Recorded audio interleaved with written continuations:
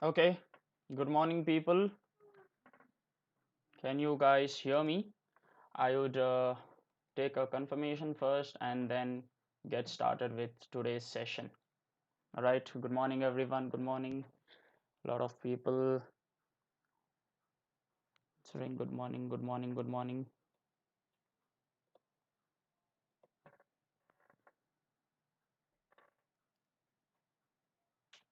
Can you guys hear me? Okay, that's great. All right. So, welcome everyone. Welcome to this session. I hope I'm audible. Let's quickly get started. Thank you all for waiting. Good morning, everyone. So, my name is Amir, and I am the founder of Diazonic Labs. So, we are back again with another webinar, free webinar on YouTube. So, if you are new to our channel, I would consider everyone to please subscribe to our channel.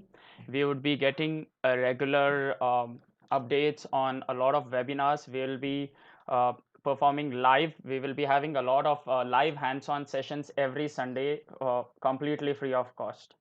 Okay, so if you consider our hard work, please do subscribe us and please do support us with that. All right, so the link will be shared to you in the description, or else just go to the uh, video down and then you can just click on the subscribe button. Okay, please do that. That will be really helpful from our end. Thank you. Thanks a lot, guys. And let's begin with today's session. So, basically, the topic for today is IoT, or most commonly, it is called as IoT. It is abbreviated as Internet of Things. Okay. So, now the session, how is it going to be? Let me tell you that also first. The first thing is I will be showing you a little bit theoretical part regarding this particular session. Okay, and it will be in the form of slides, and afterwards we will actually deal with hands-on session. Okay, that is what we will do. Okay, so let's get started quickly, and if you have any queries, guys, you can post them in the comment section, and my team will be there to help you out. I will also take a few questions every now and then. Okay, so having that said, let's get started with today's session. Okay, first of all, if you hear the term Internet of Things, there are two common terms here, two most important popular terms. One is Internet and one more is Things, right? So, what is Internet and what is Things? So, basically, the Things definition we have already learned in our childhood, from our childhood days. What are things? Whatever we see around us, they are actually called as things, right? So, the main important term what we have to learn right now is Internet. What do you mean by Internet? So this Internet term, actually this Internet term, whatever we have, this is actually one particular abbreviation. Like it is consisting of two major words. One is interconnected and one more is network. So when you combine these two terms, as you can see here, I have put something in red color. So inter and net, so it is abbreviation of interconnected network, and that's what forms the Internet. Now back in the day, whenever we had to actually learn any thing, any definition, if you wanted, what we would do, we would go back to our dictionary and we used to find one particular terminology, right? So nowadays the scenario is completely different. If you want one particular definition, what do? You actually go to Google and you type something and then you get the output there, right? That is the meaning, or that is the definition which you are getting. Okay, so basically if you go to Google and if you type Internet, this is what is the definition which you will be getting. So it says a global computer network providing a variety of information and communication facilities. Okay, this is a big answer which has been given. I would like to tell you that I want you to pay attention for only two words here. The first one is information and the second one is communication, which I have highlighted here. Okay, so basically information is something which is we can call it as transfer of data as well, and then the communication, that particular data what is transferred. All right, so you need an information first, and then you also need the communication. This both things, when you have combined, that's when you get the term Internet. Okay, so that is the overall understanding understanding of internet. And one common misconception which everyone has, even when I had even when I was in my graduation days, even I was thinking of the same, was that internet, when someone tells me when someone asks me what is internet, the first thing what comes to my mind is, say, youtube.com or google.com or yahoo.com. So why not it? Like, the problem is, whenever, like, what happens is, imagine if someone comes to your house, if they want to check whether your Wi-Fi is working or not, what do? The first thing what you do is you open google.com and check whether Google is opening or not. You open youtube.com and check whether the youtube.com is working or not, right? So that's what happens there. But then that is only one part of internet. I would say that that particular thing is only, say, the information part of internet. Okay, whatever is there, it is being displayed on the web pages. Okay, there's one more part, we can most likely call it as communication, and I'll give you one simple example. Let's go from the scratch level. Okay, so imagine if you want to transfer, say, one data from one mobile phone to, say, another mobile phone. What do you exactly do? Like, imagine you have got two mobile phones, two Android phones. If you want to transfer a data from one mobile phone to another mobile phone, what do? So you have got quite a few variations. You'll obviously prefer the wireless technology out there. Okay, and the most common app which we use is which we were using is Share It. Obviously now Share It is banned in India. There are alternatives for that. We have got Google Files Transfer. But then the point is, all of these apps, how do they work? They are actually working on building one common platform. First, they are connected to common platform, and then they communicate to each other. All right, that's what happens. Okay, so I'll give you one more example. Imagine you have got a mobile phone, and that particular mobile phone is, say, connected to your laptop for the usage of file transfer. How do you connect it? You will connect it with the help of a wire, right? You might use a wire again.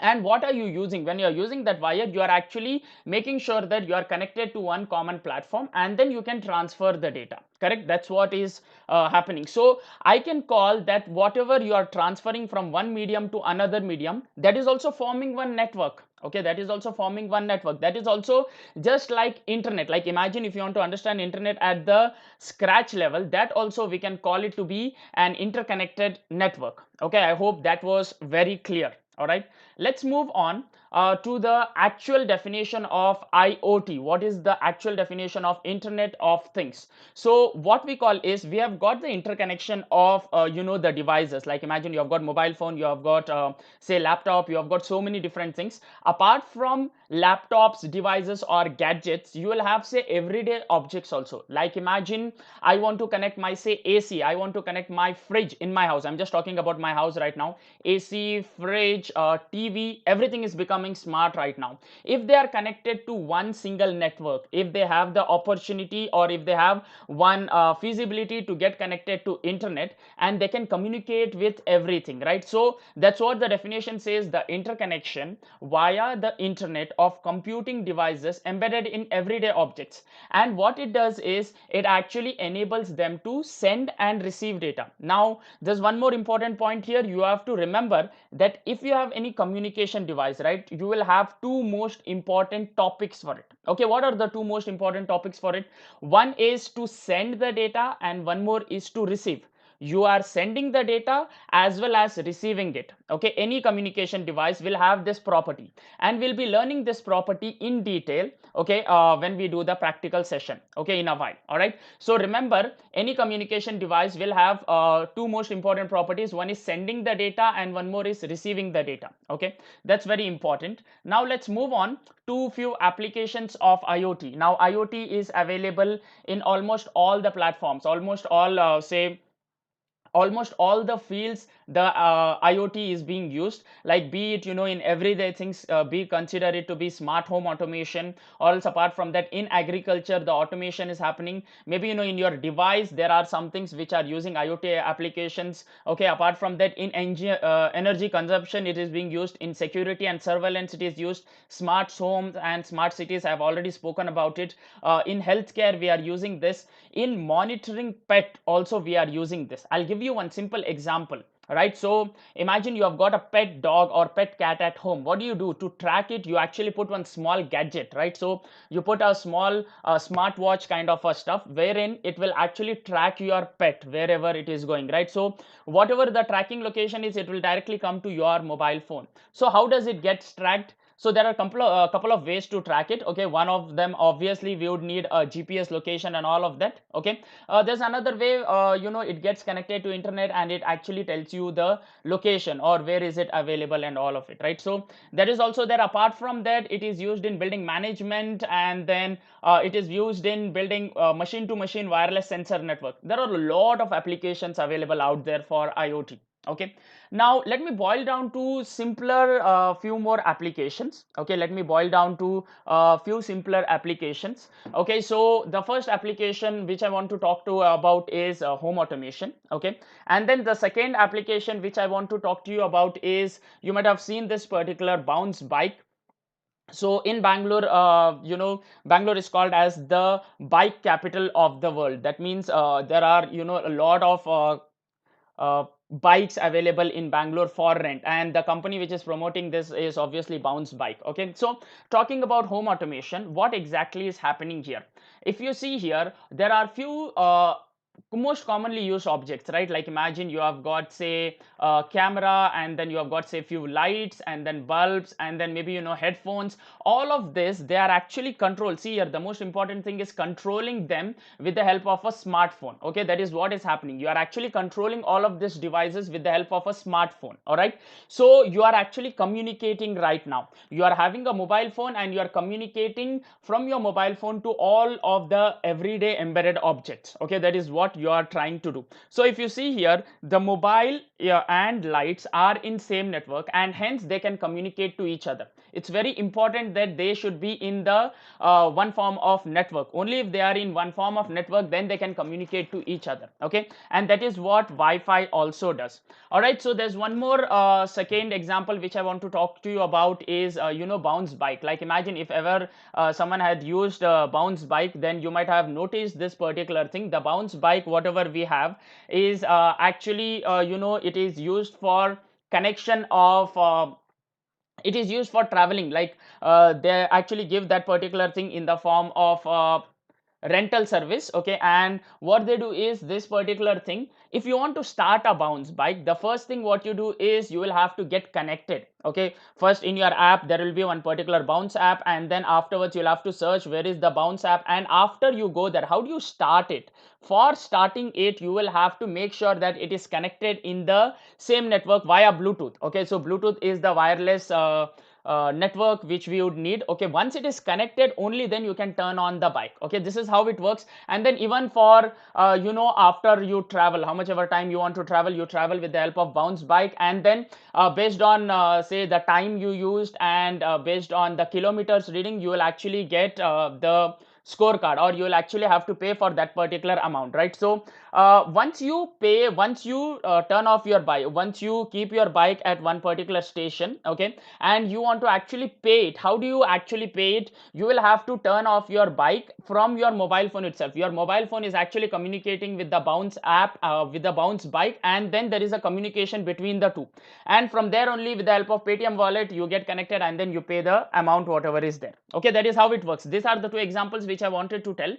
Now if you talk about wires, types of connections, there are mostly two types of connections. One is wired and one more is wireless, obviously. So we have got the wired connection wherein the mobile phone is there, and if you want to get it connected, you can just plug in a wire. And then for wireless transfer, I had already spoken about, maybe apps like Google file transfer, or else any type, any apps which are used for transferring. Back in the day, if you remember, when we had Nokia, when there was the Nokia generation, we had something called as infrared transfer as well. Okay, nowadays we mostly prefer either Bluetooth or Wi-Fi, but back in the day, even infrared was used to transfer the data, and the two mobiles were kept so close that there was hardly 1 centimeter gap between the two. Okay, so that was infrared, that was very slow, and slowly after that we had got Bluetooth, and now we have got Wi-Fi, which is the fastest. Okay, so if you want to build any IoT system, right, the base for any IoT system is actually embedded system. Okay, so if you ask me what is embedded system, in simple terms, embedded system is a combination of hardware and software. Imagine you have got this physical hardware. What do you mean by hardware? The physical devices of anything, right? Any electronics thing is called as hardware, and inside that whatever is present, that particular thing is called as software, right? So be it operating system or be it any bootloader or something like that. All right, so now the whole point what we have to understand here is, in embedded system you might have seen this particular thing. This is we have already learned this in our school days. Okay, so you have got something called as process, okay, which is the main important uh, hardware structure of any device, any embedded system. Okay, we have got process, and afterwards we have got, say, something on the left hand side called as input device, and on the right hand side we have got something called as output device. Okay, so if you talk about the simplest embedded system which we have learned is a computer, right? So computer consists of a processor, which is the CPU. Okay, and on the left hand side we have got input devices, be it keyboard, mouse, scanner. On the right hand side we have got output, be it monitor, printer or speaker. Okay, these are the devices which we have, and this is how it forms the workflow, correct? That is how embedded system is working. Now the point to be understood is that you'll have to understand where is software present, in which particular of this particular devices is the software present. Is the software present in any of the input? Is the software present in any of the output device? If you analyze properly, the software is not present in input device or output device. The software is actually present in the process. That means your main CPU. Okay, that main CPU actually takes the burden of taking the software, everything. The operating system is put inside the CPU. Okay, so the whole point to be understood is that, imagine if you would have got any input device and any output device just like that without a processor, then that particular thing is not called as embedded system. That system is not called as embedded system.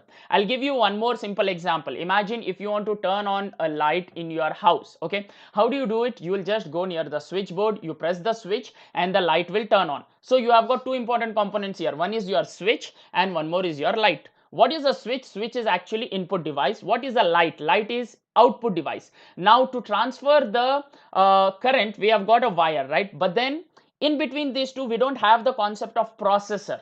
That means whatever we have right now in our house, this is not actually the whole concept of embedded system. Okay, whatever we have, these are purely hardware based.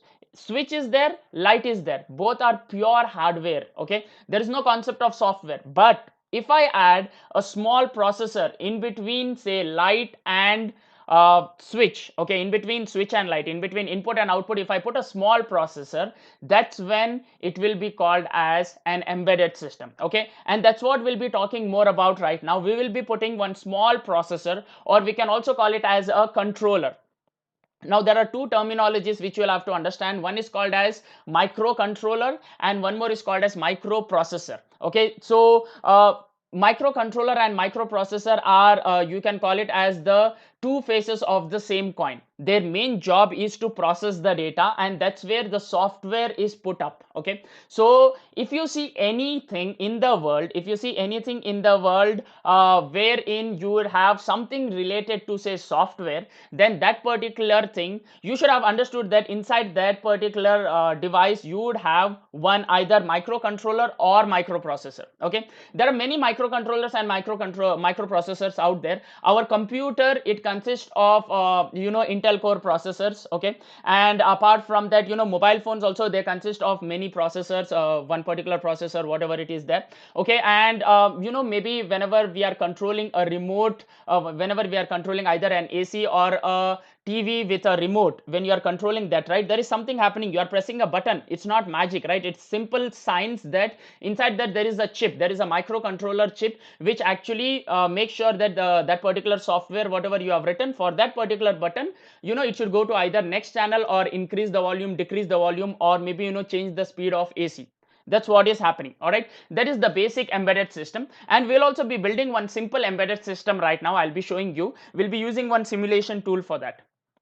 Okay, so the simulation tool which we will be using is called as Tinkercad. Okay, that is the simplest simulation tool. So first we will start with embedded system, and slowly we will move on to the cloud. Okay, when you have embedded system, along with it you attach a cloud platform, right? That's where everything becomes the system becomes IoT or Internet of Things. Okay, so the the simulation tool which we'll be using is called as Tinkercad for building one embedded system device. Okay, so we need one embedded system, only then we can further move on to the cloud. Okay, so let me press escape and let me go to the Google Chrome. I would suggest everyone to please go to Google Chrome or any of your respective browser and open tinkercad.com. Okay, the link is provided to you in the link in the comment section. Please open Tinkercad and then you will have to sign in for this. Okay, so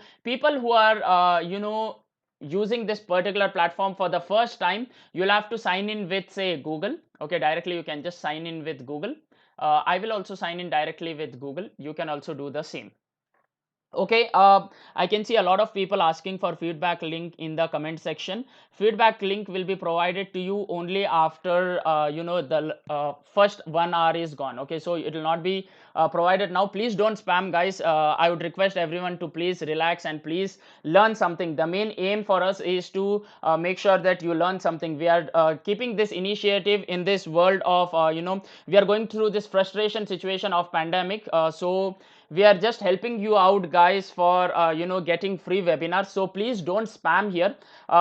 You can please wait for some time, and definitely the feedback link will be provided to you at the end of the session. It will not be provided in the beginning of the session. Please don't spam here. I would request Vijay, Ganesh, please don't spam here.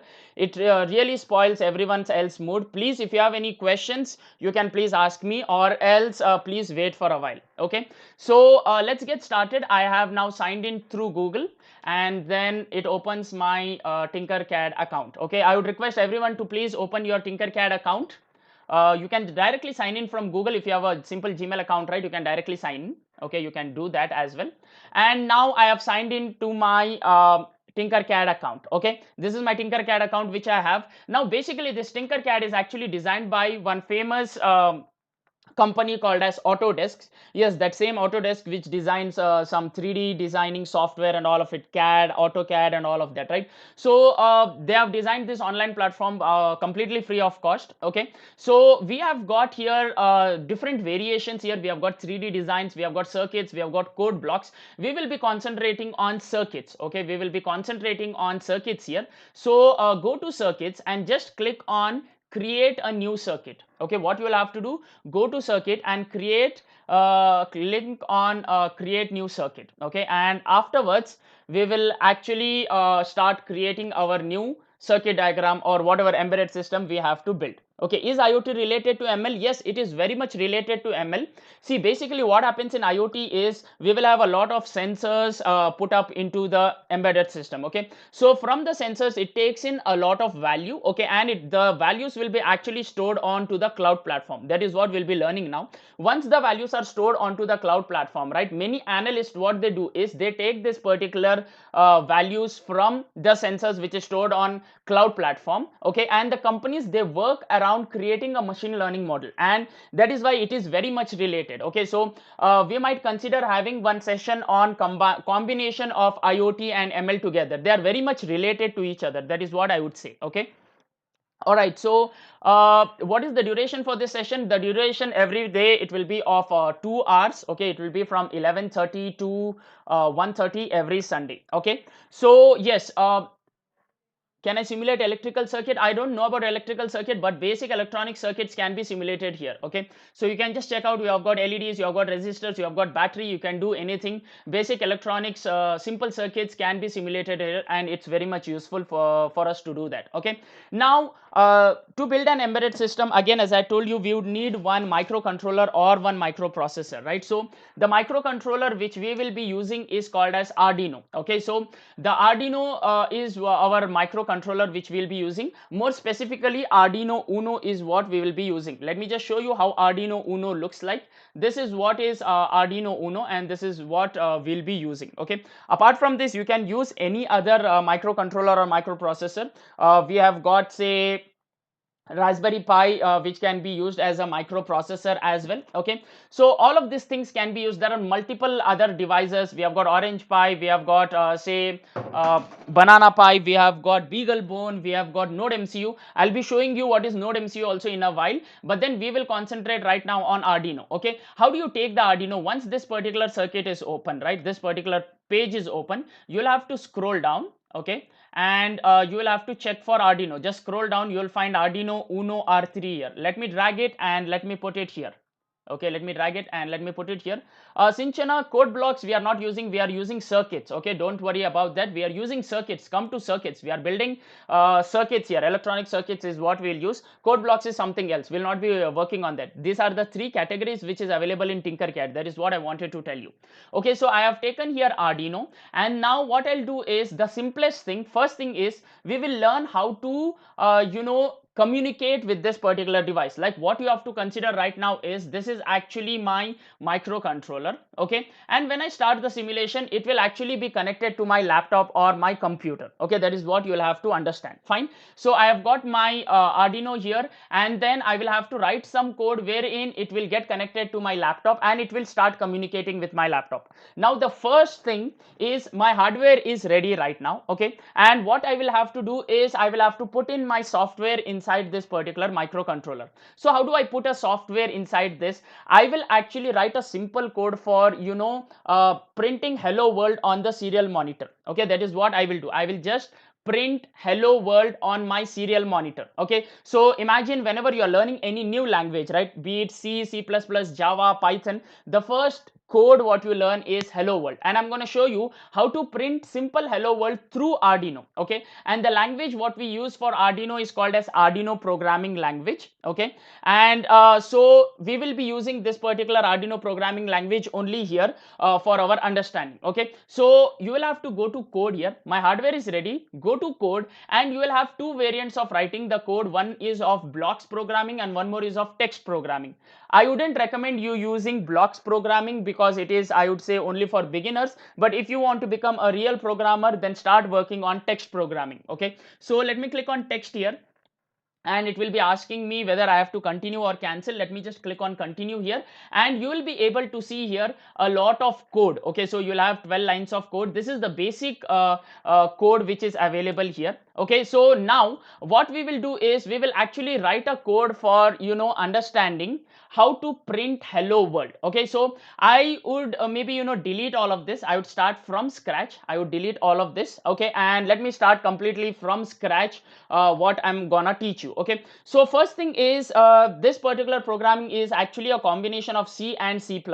Okay, so whatever we write, if you are someone from C background or C++ background, you would know that we start by writing void main. Correct? So what is this, sir? What do Arduino Uno help us? Okay, so basically Arduino Uno is one microcontroller which is actually used to process something. Okay, so we will be actually processing our data here. We will connect one sensor. I will be connecting one temperature sensor, and I'll tell you with the help of temperature sensor how you can get the output. Okay, that particular output will be displayed on the console screen. That is what I will be showing you. I hope, Raju, that answers your question. Just wait for a while, you will understand. But before going to that particular project, let us start with something basic. Let us start with understanding of hello world. So I will write here, say, first two functions in my Arduino programming. I will have to write two functions, very important. Okay, the first function is void setup.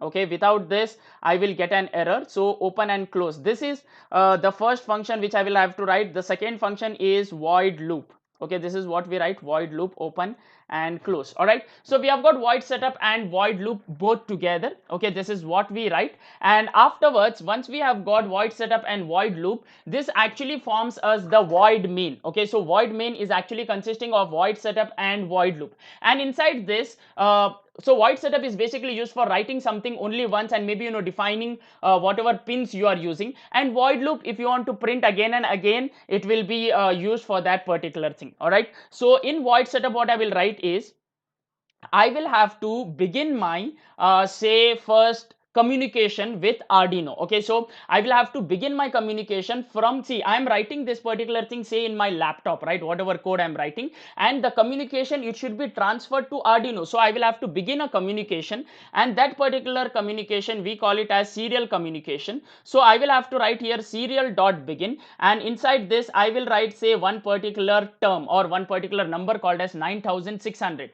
Now this 9600 is actually called as baud rate. Okay, I will not go in depth about what is baud rate. You can just google it and you will understand what is baud rate. But then baud rate is actually one particular thing, one particular speed at which the rate at which the data is being transferred from say laptop to Arduino or from Arduino to laptop. Okay, that is how it is being transferred, and by default we actually take 9600. All right, so that is what we will do. We have begun our communication, and then we will just print, we will write say serial dot print of say hello space world. Okay, this is what I will write, and then I will end it with semicolon. Okay, this is a comment. All right, you don't have to write it, this is just a comment. Baud rate is a comment.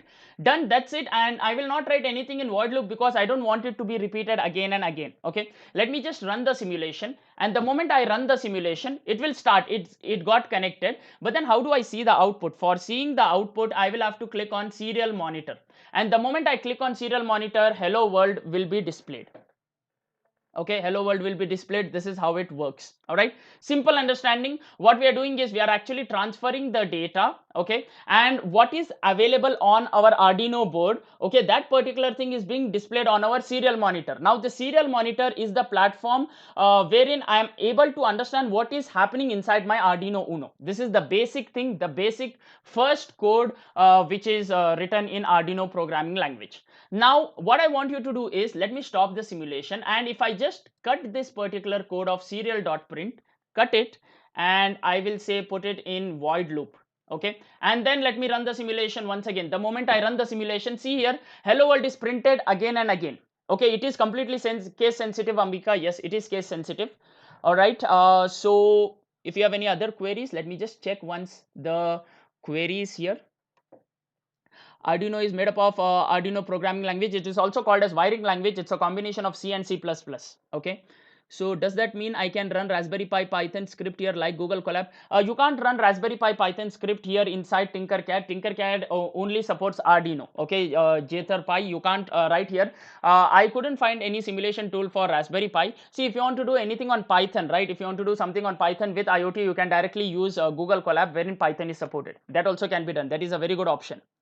Okay, so we are planning to have one complete course on Python with IoT also in the future. Okay, don't worry about it. Jether will take care of it. So we are planning for that particular session as well.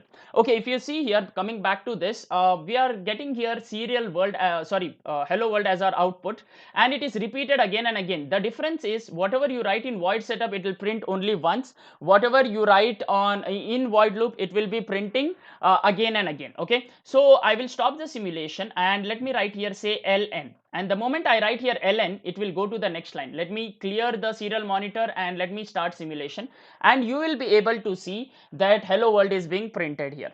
Okay, Ronak Rafat, I would request you to please relax. We will be sending the feedback link only at the end of the session. Please don't spam the group. Okay, please don't spam the comment section. We will be sending the feedback link at the end of the session. All right, so sir, please provide Ari the best. Here people are beginners, so I will have to repeat again and again. Okay, people are not expert, people are beginners here. We know that, that's why we are doing this particular session. All right, I hope that is clear.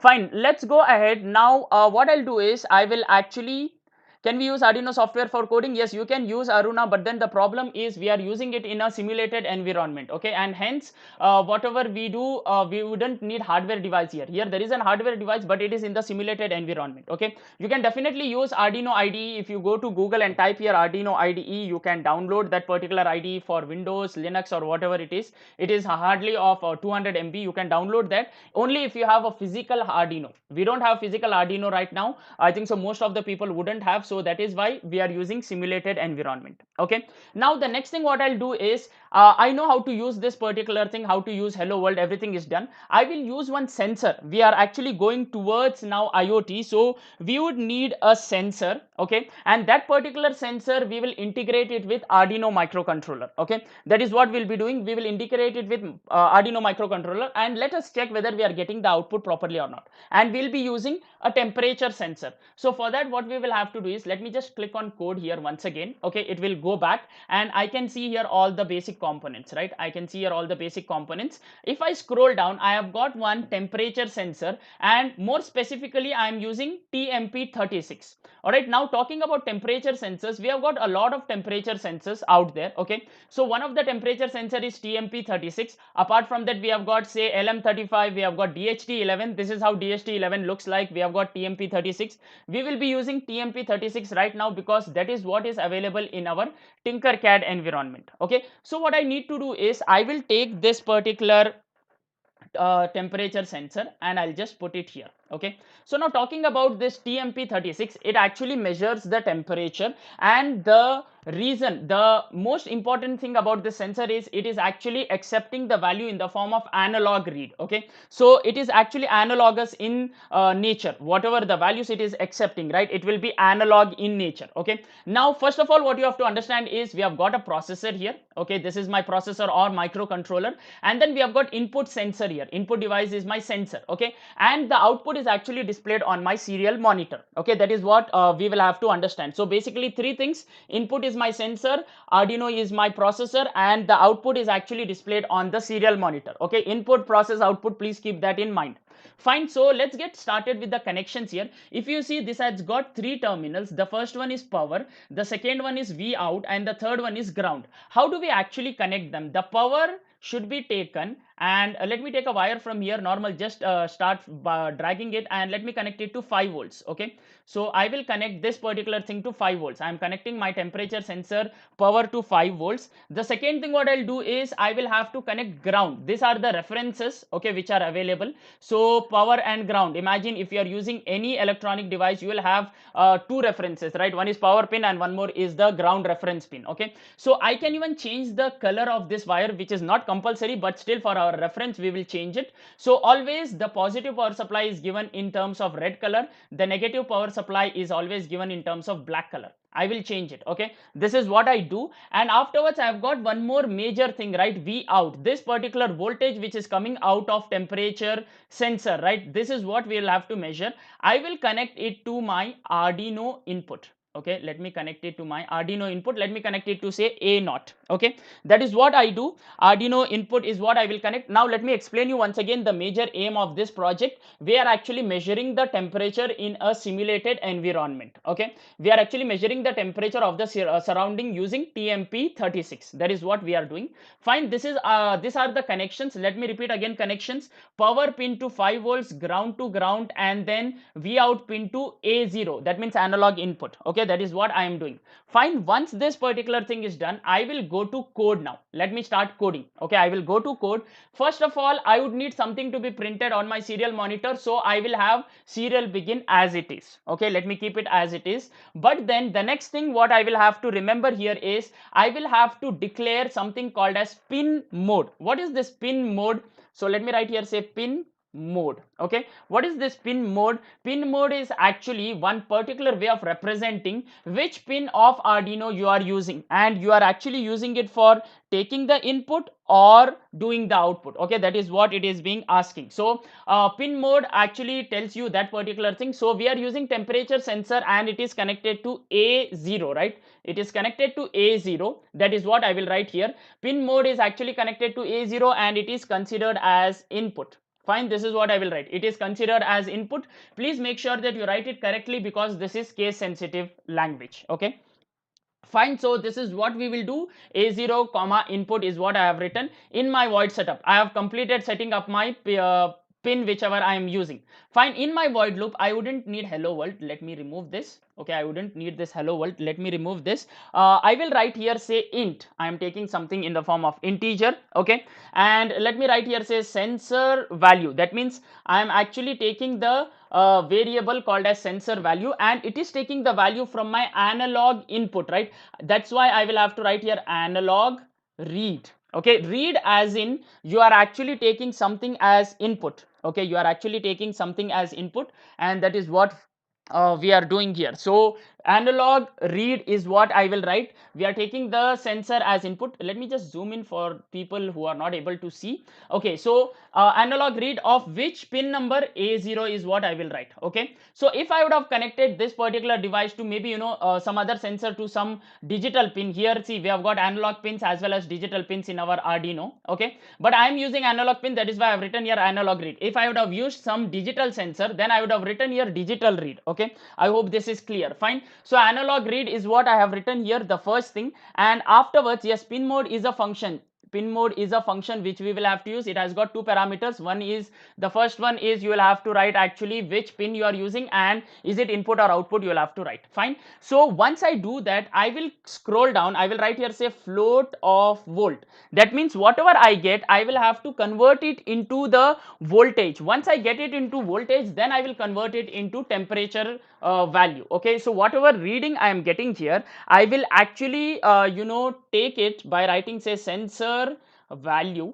Okay, let me write sensor value and then divided by 1023, okay, dot 0, and then I will have to multiply it with say 5.0. This is the voltage. Now let me explain you what is this 1023. Basically whatever values or whatever we have connected here, right, this particular thing, analog input, actually my Arduino consists of something called as ADC, analog to digital converter, and Arduino has got 2 power 10 bit ADC. Okay, 10 bit ADC is what we call. That means if you do 2 power 10, the values ranges from 0 to 1023 or total of 1024 values. So if you want the voltage source, if you want the voltage from analog input, then you will have to divide it by 1023. Okay, and you will have to multiply it with 5 volts. Why 5 volts? Because that is the basic input voltage which is given for each and every pin of Arduino. Okay, that is what we will have to write here. Fine, so once this particular thing is done, once again remember 1023 is the value of ADC, and then 5 volt is the 5 volt, each and every pin gets 5 volt value. Okay, that is what we would need to do here. And after this is done, let me write here say float temperature. Now I would need temperature, so I will write float temp is equal to volt, okay, minus 0.5. This minus 0.5 is actually called as offset value. Okay, offset voltage is what we call it. Fine, so this is actually given in the data set. If you want the correct output, you will have to subtract minus 0.5 here, and then you will have to multiply it with 100, because whatever voltage you are getting here, this will be in millivolts, and if you want it to be in proper volts, you will have to multiply it with 100. Okay, and that's when you get the proper temperature. That is what it says. This is actually mentioned in data sheet. So if you Google data sheet of TMP36, okay, you will be able to find this particular thing. All right, finally I will just print this particular thing on my screen. Let me just write say serial.println of I will have to write temperature here. Okay, and then let me give a delay of say 1000 for every value. In between every value I should give the delay of 1000. Fine, this is what I will do, and once this particular thing is done, that's it. That is the code which I have, and I will have to start my simulation. Okay, I will have to start my simulation. Let me click on start simulation so that you can see the simulation. I will have to open my serial monitor here, and you will be able to see the output here. See here, the output, it says 24.78 degrees Celsius. Okay, that is the output which we are getting. Now how do we actually understand that the environment is 24.78 degrees Celsius? What you have to understand is that we are using this in the form of simulated environment, so we can't actually check whether the place where I am staying, the surrounding where I am, it is measuring. No, it's nothing like that. It is just a simulated environment. So if you click on this temperature sensor, right, you will actually just zoom in, you will actually see here the approximate range what it should be. See here, there is a slider which you can see. It should be somewhere around 25, and we are getting somewhere around 25. Okay. Okay, see here 24.78 is what we are getting. If I decrease it little bit, right, maybe 16, see here I'm getting 16.96, which is somewhat similar here. I can just check with this particular rotation of my scale. Okay, I will have to rotate this particular scale, rotate as in slide this scale, and then check whether the output what I'm getting is correctly or not. So it should have given you -40 and I'm getting here -40 again, and then the highest value is 125 and I'm getting here 125 as my output. Okay, this is how this particular thing works. We are just taking the sensor value from our temperature sensor and we are actually predicting the output. We are actually showing the output there. Okay, so yeah, that's it for the embedded system. Yes, this project is under embedded system. We will actually use this project to help us get connected to IoT. Okay, we will actually get connected to IoT because the base of any IoT is again embedded system, because the sensors will be connected to one particular microcontroller and then from there the value will go on to the cloud. Now that forms the first session. Okay, and slowly now we will move on to the second session of IoT. Okay, I will take some time, I will stop here, and if you have any queries you can please ask me. If you don't have any queries, please type no queries in the chat box. Okay, so that I can move on to we can move on to the next IoT part. Okay, so until then I would request everyone to please subscribe to our channel. You can please click on the bell red bell icon there and you will get the notifications as well. Please do support us by subscribing to our channel. We will be getting every Sunday the free webinar series for you. Can I get a quick no queries? If you don't have any queries, if you have any queries you can please ask me.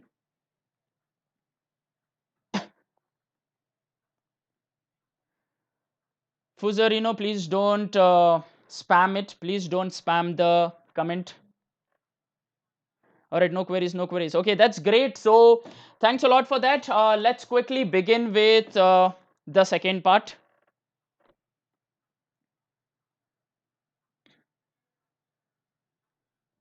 The recording will be available on our YouTube channel itself. So I would request you to all consider subscribing to our channel. The moment this particular webinar is done, it will be uploaded on our YouTube channel. Okay, don't worry about it. The live streaming, whatever we are doing right now, it will be uploaded onto our channel. Okay, so please do consider subscribing to our channel so that you will be getting the channel updates as well. Okay, fine. So let's quickly get started with the second session. So I will go to my Google Chrome here and I will type here, say, ThinkSpeak, and the platform which we'll be using for doing IoT is called as ThinkSpeak. I would want everyone to please log into this particular ThinkSpeak channel. So you would first have to log into this. Okay, it will take hardly 2 minutes, so please sign up for this particular account. How do you sign in? Let me just tell you here. See, we have got one particular option called as get started for free. So you will have to click on how do you sign up. Okay, so I'll tell you how to sign up. So you will have to click on here get started for free, and you will have your option to click on create one. Just go to create one here and give your email account and get started. So let me also do this particular thing. I will also get started with you. So let me write here, say diazonic@gmail.com. Okay, and I will create it along with you. So I'm from India, so let me write here India once again. And then afterwards, yes, this one works in real time. Okay, wait, there is already an account which is existing for me. Okay, fine. So I will take some other account so that I can actually show you some other account. Okay, until then you can also maybe create an account till then. Sir, how did you change the temperature? You will have to click on that particular temperature sensor TMP36 and you will get a slider there. You can vary the slider. Okay, link for site ThinkSpeak, yes, it will be posted there. Link for site will be posted. I'll just post it. ThinkSpeak. Okay, so I'm just creating one random ID here. Let me click on continue and then wait for a while. I will see here, I will have to use my email for MathWorks account. Okay, this is what I will have to click, and then let me click on continue.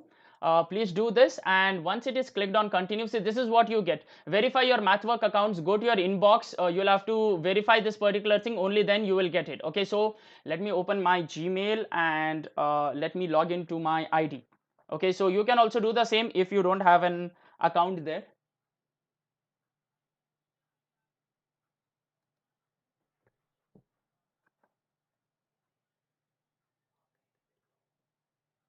Okay, so please verify your account, and once it is verified, you will actually get it in your email, and then you'll have to continue. That's it. That is what you will have to do. Okay, please do that particular thing, and I will log in. I already have my own account, so I will log in through my account here. Okay, so please do that.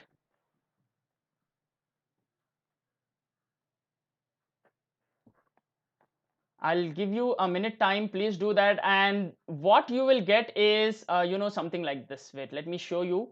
Let me sign in with my account here.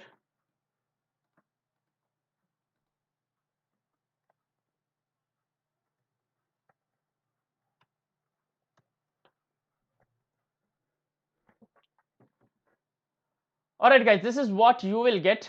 So you will get a lot of channels here.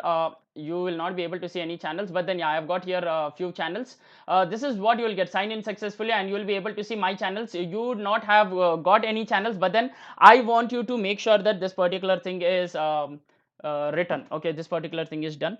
Okay, so ThinkSpeak, talking about ThinkSpeak is one IoT based platform wherein you can actually send your values, sensor values onto the cloud, and it is completely free of cost. Okay, it's not there for any trial version, but then there are limitations in free version. Okay, so there is a premium version also, which obviously you will have to buy it, but then in free trial version, what happens is it is there for you don't have anything for maybe 15 days or something like that. For some days, no, it is completely free forever. But then you'll have some limitations in terms of taking the sensor value onto the cloud. There is a small delay, and also you can't create more than 4 channels. Okay, so if I click on 4 channels here, if I click on new channels here, see it says a free license is limited to 4 channels. There are few limitations which are available here. Apart from that, everything is good. Okay, so I would request everyone to please create your own account on ThinkSpeak. And let me just go back to my PPT here so that I can tell you a little bit more about ThinkSpeak and what exactly we'll be doing here. See, it's not required for you to have physical device. See, if you have physical device, that's when you will get end-to-end satisfaction of completing a greater project. All right, but then since not everyone has physical device, and this is for educative instruction, that is why we are using this online platform, okay, of Tinkercad, so that we can actually use it for our understanding. Okay, so please don't spam, guys, regarding feedback link. Feedback link will be sent only at the end of the session. Okay, how much ever you ask, we will only send it at the end of the session, so please don't spam the comments. Okay, that's my humble request for you all. So let me quickly tell you something about IoT platform here, which we'll be using. Okay, so that is called as ThinkSpeak. So let me go inside my PPT. So this is what we will be using, ThinkSpeak channel, and here what we'll be doing is whatever we are connecting our smart devices, we will actually connect it to our ThinkSpeak account. Okay, ThinkSpeak account is what we will connect, and here this particularly we will be using the concept of HTTP. You might have heard about HTTP. HTTP stands for Hypertext Transfer Protocol. All right, so this is one of the protocol on which all of the websites run, correct? So if you want to open, say, google.com, you write HTTP //www.google.com, right? Whatever it is, it actually opens on HTTP. Our complete web works on HTTP, this one, right? Web pages opening on that particular thing. So now what you will have to understand here is HTTP, how does it work? It actually works on two basic understanding, two basic methodology. One is called as request and one more is called as response. So let us understand how exactly it works, a little bit theoretical. Okay, say consider that you have got a computer, and on your computer you have got a browser or a page. Okay, so when you click on that particular browser or a page, what happens is it actually sends a request to the server. Like imagine we do something on ThinkSpeak. What will happen? The ThinkSpeak, we are actually sending a request to the ThinkSpeak server, wherein the data is exchanged in the form of data center. The data is actually exchanged, and the platform for this is again internet, obviously, right? So when it goes to the server, when the data is exchanged, it actually sends us back one particular response. Okay, that is when a new page is opened. So basically, a very simple understanding, you actually request something on the browser, it goes to the server, the data is exchanged, and then you get a response back, and then a new thing is opened in your browser. Okay, that is how this particular HTTP works, and this is how we will also be using this particular ideology. Okay, so talking about HTTP methods, there are basically 4 HTTP methods which are available. The most common one, there are a lot of them others as well. So we have got, say, get method, post method, put method, and delete method. What do you mean by get method? You are actually reading the data from the cloud, that is when we use get method. Post method is if you want to insert, say, something data onto the cloud, that's when we use post method. Then we have got, say, put method if you want to update the existing data or if you want to create a new ID. And then afterwards, finally, we have got, say, delete method. That means you are actually deleting the data which is available on the cloud. Okay, that is what we are doing. Fine. So these are the 4 HTTP methods which we have, and I told you with their meanings. Fine. Next thing is we have got something called as HTTP and HTTPS. So HTTP is the normal hypertext transfer protocol, and then afterwards we have got one secured version of that also. If you want your system or your anything to be secured, then you can please you should actually use HTTPS. Okay, that means it will be completely secured, the end to end, there will be an encryption which will be available, there won't be any place for data leakage, right? So nowadays everyone is actually adopting this particular HTTPS itself.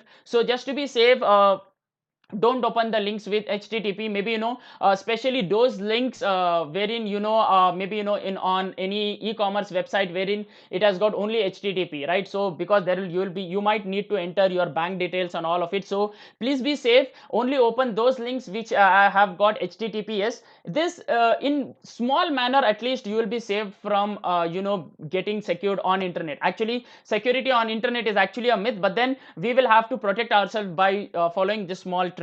All right, so talking about this, what we will do right now, let me just explain you. So basically I have got this particular session divided again into 2 different topics. Okay, 2 different things which I will have to cover. One is practical oriented session wherein we will be doing something on ThinkSpeak, and the second one is I will be showing you a small demo. Okay, small demo with the usage of this device on my right hand side, which is called as Node MCU. Now what is this Node MCU? Node MCU is somewhat similar to Arduino microcontroller itself, but then it has got addition of a Wi-Fi module. You have got something called as Wi-Fi module embedded up inside this. That means if you connect a sensor to, say, Node MCU, okay, I will be connecting, say, one particular temperature sensor to a Node MCU, and I will write the code in such a way that directly the value which is processed on serial monitor, it will be directly transferred onto, say, any cloud platform. Say you want ThinkSpeak, it will be transferred onto the ThinkSpeak as well. Okay, that is what we will be doing. That will be the demo section which I will tell you at the end. But before that, we will learn how to use ThinkSpeak right now, since that is the main topic for the day. Okay, so let me quickly go back to my ThinkSpeak. I would consider that everyone has got to this particular ThinkSpeak and you are getting this page here. So I will click on new channel because the main important component in my particular in my particular ThinkSpeak is channel. Okay, it says it is limited to 4 channels. That means I can't have more. So I will just click on one of the channel. Let me delete it so that I can create one new from scratch. Okay, so let me delete the channel because my space is only 4 here. My free license tells me to only have 4 channels. So let me click on new channel here. Since I've got 3, I can create a new one. I will have to give here a name of my channel. Let me write here, say, YouTube IoT. Okay, so let me just write YouTube IoT just for our reference. You can give anything, whatever you want. And then here I will write the value of temperature, the value from, let me write from temperature sensor will be analyzed. Okay, this is what I will write. And then the field one, let me call it as, say, temperature. Okay, because I would be considering that I am getting temperature value here. That is why I will write temperature here in field 1. I don't want any other fields. These are actually the fields for writing the code for or checking the output for one particular graph. Okay, this is what we have here, but I would take only one temperature field here. Now let me just scroll down, and then afterwards I will save the channel. This is what I will do. Okay, as simple as this. I will not write anything else. And now you will be able to see that you are getting your dashboard here. This is actually called as your private view of your channel. Okay, you will be able to see here YouTube IoT, which is your name, and then afterwards you will have your private view, then you will have channel statistics, and you will be able to see here that there is a kind of a graph, okay, which we will actually put it here. We will put that particular graph here, but right now I have not put it. We will actually learn how to manually update the data, and then afterwards through sensor also we will see here. Fine. So the next thing is whatever we have got on this particular graph, it is actually plotting on x-axis, which is in the form of date, and then y-axis we have got temperature. Fine. So x-axis date and y-axis temperature. Whatever the sensor value will come here, it will be posted here just like that. Fine. And we have got only one field one here because we have not taken any other fields. Okay. Now how do you actually use this? To understand this, you will have to go to say something called as API keys. Let me just click on API keys here, and the moment I click on API keys, you will have to first understand what are API keys. API stands for application programming interface. Okay, and with the help of this application programming interface, you can actually relate what you want to do. You want to use say HTTP methodology to maybe put our data onto the cloud, then that is where you will be using API keys. Okay, it actually enables you to write the data to the channel or read the data from a channel. That is what it does. Okay, and these are the keys which are auto generated. This consists of alphanumeric characters. All right, so we will be using this particular write API key to first manually send our data. Okay, manually we will send our data, and once it is sent manually, we will at last see the demo how it is automatically being sent onto the cloud. Okay, so first thing is, let me scroll down, and here you will be able to see something called as API request. This is what we will be using, and we will be actually writing or sending the value onto the cloud. How do we send the value onto the cloud is what we will see. So here if you see, you have got one get method which will not be worried about, and then afterwards you will have one important link here. Just copy this overall link, this whole link you copy this, Control C, select it, copy it, and open a new tab. When you open a new tab, right, paste that particular link. Just paste it. First let us understand what is this statement. One by one let us understand it. Okay, so the first thing what it says is HTTPS. That means we are using hypertext transfer protocol of secured version. Okay, that is what we are using. The second thing is api.thingspeak.com. that means we are actually using a server, okay, which is called as api.thingspeak.com. that is my server which I am getting connected to. Okay, that is the second thing.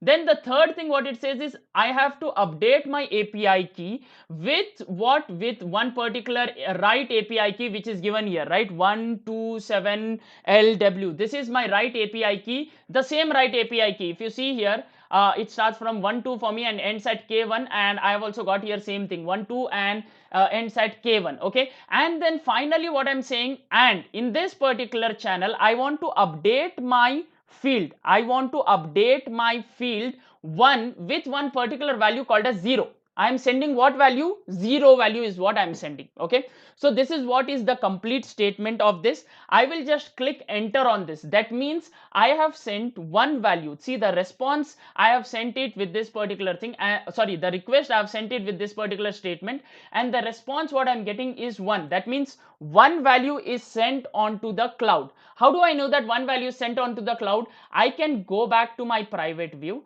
and then I can check it here. See here, less than a minute ago one value is sent, and the temperature value is what? 0. I am manually sending the value here. I am manually sending the value here, and that is what you can see here. Okay, I hope this particular thing is understood. I am manually sending the value here of temperature 0. Imagine I want to send something else, say not 0, I will send say 25. Okay, right here 25, and just press enter, and you will be able to see two values have been sent onto the cloud. All right, and you will be able to see here the second value also being shown, 0, 25. Okay, the second value is being shown here. 0 is sent, 25 is sent. Okay, now let me send the third value. Say the third value of my temperature sensor, say I want it to be 30. Let me write here 30 and then send. 3 values are sent onto the cloud, and here immediately you will get the third value as well. Okay, you will have to refresh the page, and you will be able to see 3 entries here. First is 0, 25 and then 30. Here I am doing this particular thing manually. Okay, now later I will be using my node MCU wherein the update will come automatically, wherein I don't need to do anything. I will just write a code to take the value from the sensor and I will upload it. But right now I'm teaching you how to do it manually. All right, so manually we are actually updating our data. 0 is done, 25 is done, 30 is done. Let me send one more value here. So say let me send here 20, enter. Okay, and the moment I send here 20, enter, and you will be able to see 4. See here, you will be able to see the output of the fourth value also. Okay, and you'll have to wait for a while, and then yeah, you get this particular as your output. Fine, this is how it works. And I would request once again people in the comments, please don't ask for feedback link now. We will be sharing it with you later after my class is over. Okay, so don't worry about it. Please don't spam. Ajit Singh, please don't spam the group. Please don't spam. It's very irritating for all the other audience.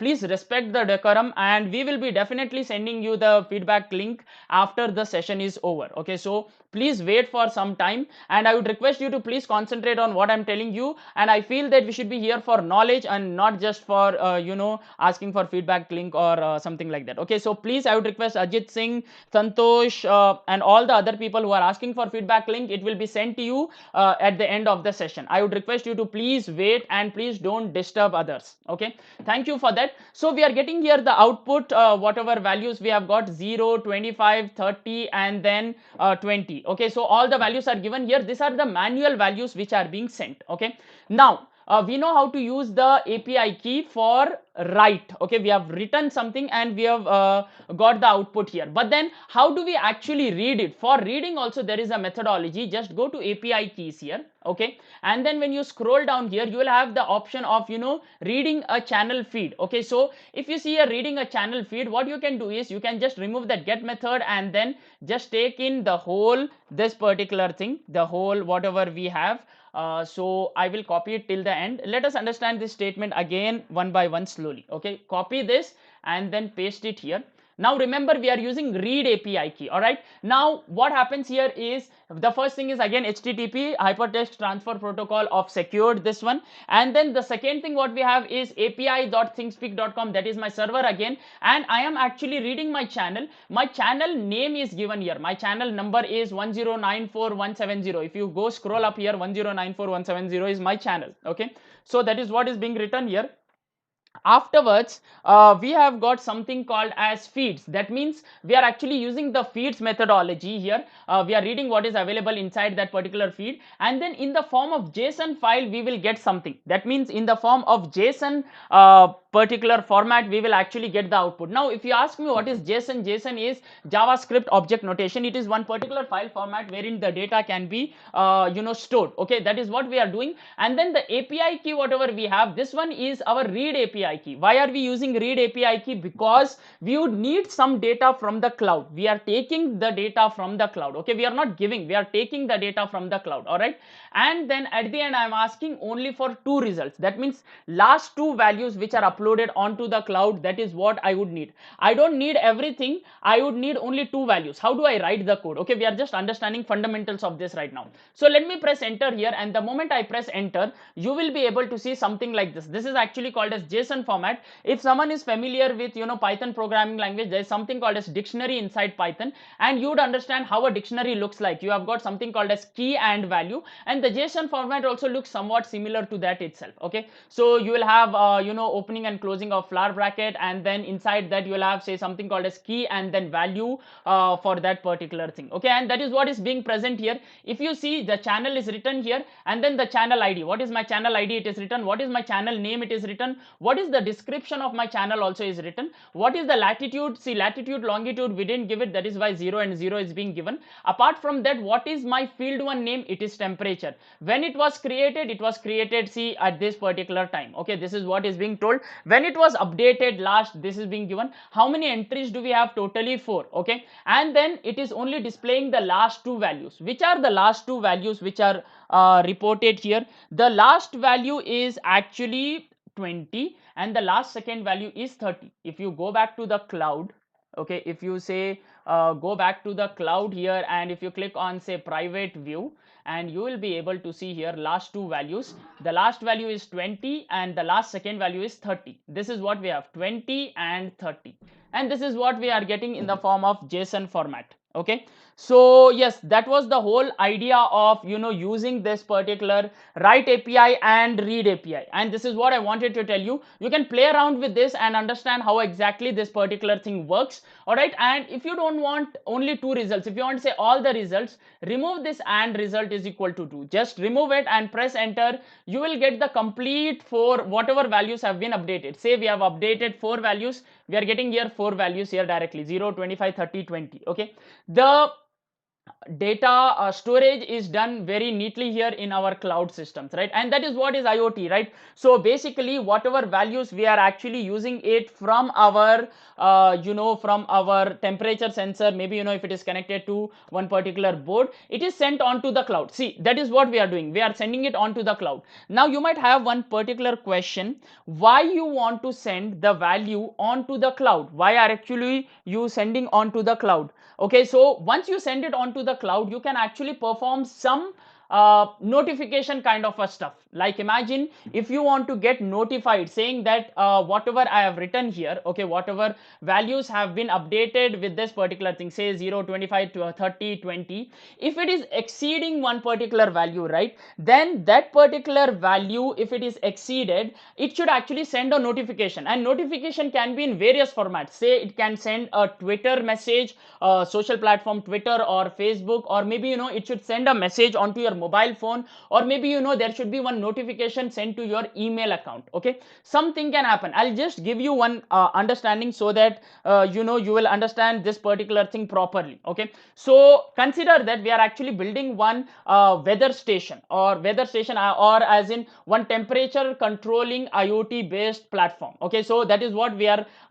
creating. What I'll do is, see, I will not be always in my house, right? Like I am a working professional, so I will have to go to my office or I'll have to go to my workplace. Okay, in my house I have built one embedded system with the help of one microcontroller and one temperature sensor, which is regularly measuring the temperature. Okay, and I will connect it to one cloud platform. Let me call it as ThinkSpeak. When I connect it to ThinkSpeak, what's going to happen, all the values are actually uploaded to the ThinkSpeak every say 10-15 seconds, or every minute it is being uploaded. Okay, that is what I will write with the automation of the code. Fine.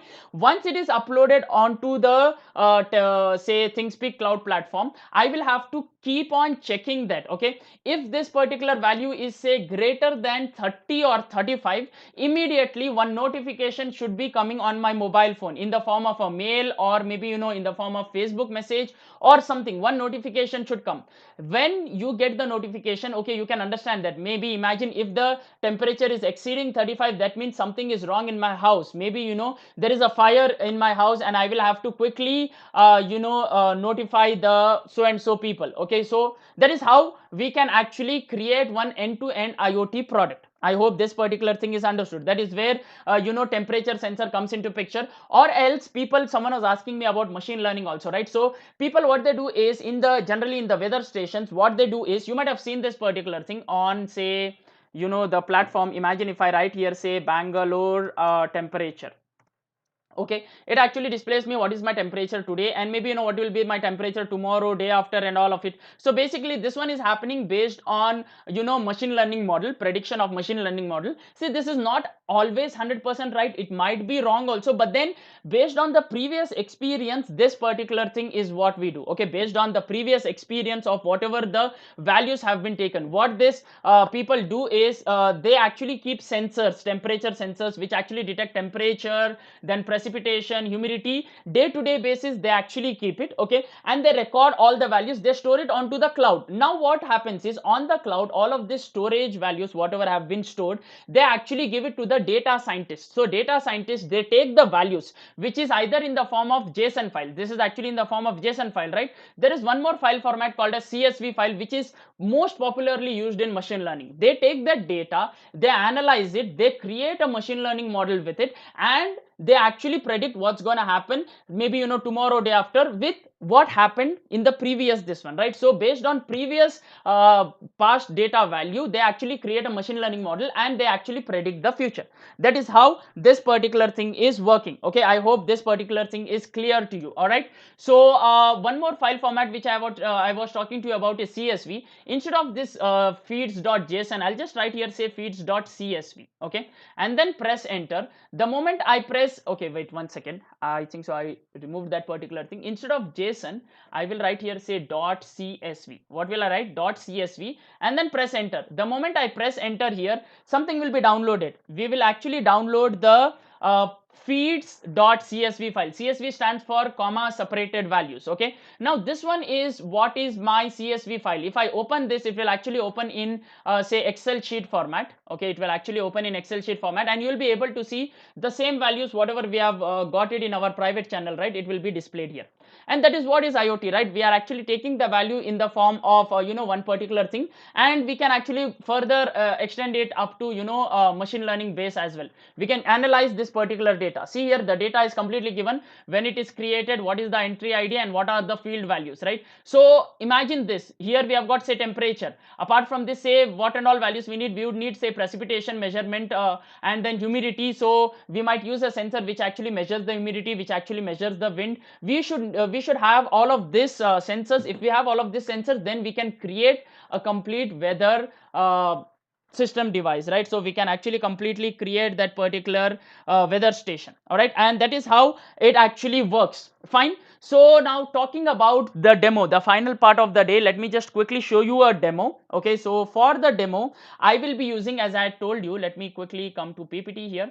I will be using, say, Node MCU here. I would need, say, a couple of minutes to set up this Node MCU. Until then, if you have any queries regarding the workshop, you can please ask me. Any queries still here, any doubts, you can please ask me, or else we will go for the final this one, wherein I will be using my Node MCU, and I will be connecting my temperature sensor. I will directly upload it onto the cloud. Okay, so any queries still here, guys, you can please ask me.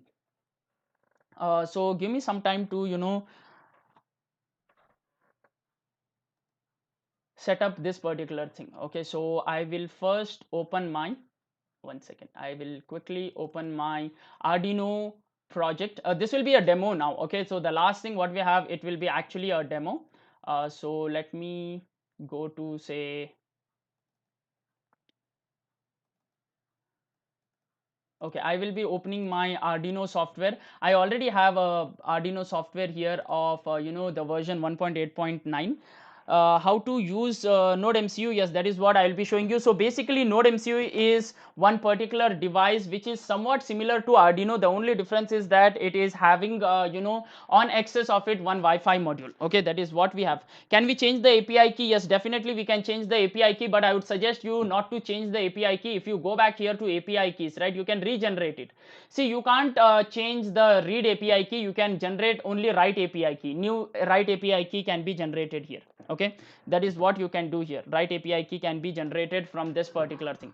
All right, so I'm still working on opening the IDE, and then I also have my code. Let me quickly open my code as well, and with the help, yeah, this is the project, this is the IDE which I will be using, and I also have my code for DHT. Okay, I also have code for my temperature sensor. Let me use it here. So basically, this is my IDE which I have. Okay, so this particular IDE is actually used for connecting physical Arduino or physical Node MCU. I will be using physical Node MCU right now. Okay, so I have got my Node MCU here, just like that, how I have shown here this particular PPT. This one I have got. Okay, along with this, I have got another temperature sensor. I will be using, say, DHT11. DHT stands for data of humidity and temperature. It actually uses both of these things. It uses say humidity as well as temperature. Okay, it will use both of this, and let's wait for a while to get it connected. I will take queries until then. Okay, fine. So people who have not subscribed to our channel, please do subscribe. Please do like the video, and the video will be uploaded onto the channel immediately after the webinar. Thank you for all of your support. I would suggest you to please subscribe to our channel, so that you can keep on getting the notifications of whatever webinars we conduct. Okay, so someone is asking me, can the CSV file be used for data analysis through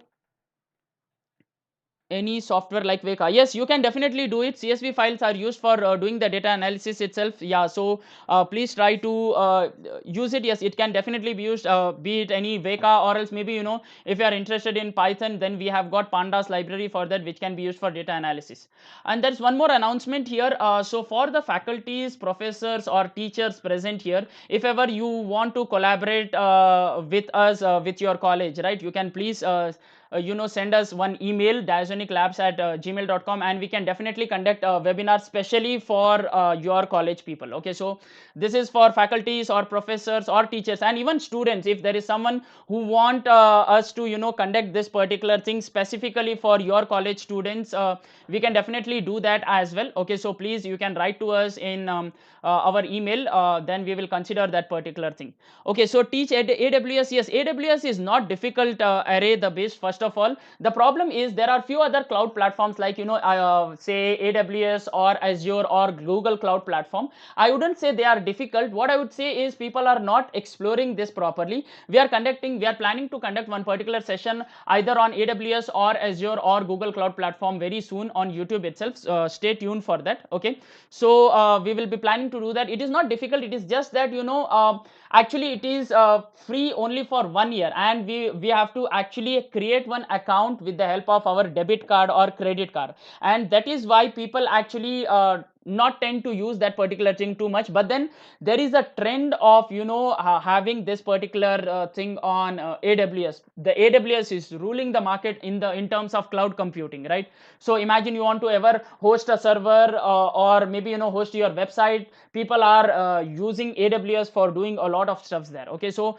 we are planning for that. We will definitely plan one session for AWS, at least the introduction, how maybe you can create one small server on our AWS, on your AWS, this one. But for that you would need one account on AWS. The prerequisite for that would be creating an account on AWS, and for that you will have to fill in your details of your debit card or credit card.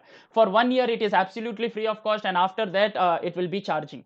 Okay, yeah, so moving on, we will consider that particular thing. AWS, please conduct one webinar on SQL. Okay, we will consider that request, Ramesh. Thank you for that. I will note it down. So Android app and robotics. Yes, we can do that as well. Android app and robotics. The problem with robotics is not everyone will have physical components. So right now in this pandemic situation, we are actually focusing on conducting workshops related to software itself, because we can't expect everyone to have physical hardware present with them. Okay, that is the problem. We are definitely looking ahead for Android app. Okay, in the upcoming sessions you might find Android app as well. Okay, so we are planning for that as well.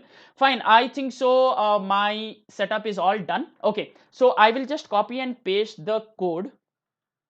Let me copy and paste the code of temperature sensor here. I will explain you the code in a very little bit fast forward manner, not that fast also, but then yeah, I can't explain each and every line of the code. It is somewhere around 58 lines. Okay, but still I will try my best to let you know what exactly is happening here. All right, so the first thing here is we will actually take libraries. Okay, what libraries we need to take? We need to take, say, ESP8266 Wi-Fi library, because my node MCU is based on node ESP8266 itself. Okay, so I will be using this ESP8266 Wi-Fi library to make sure that my node MCU is actually connected to the network. Okay, that is the first thing which I will do. And then the second thing which I want here is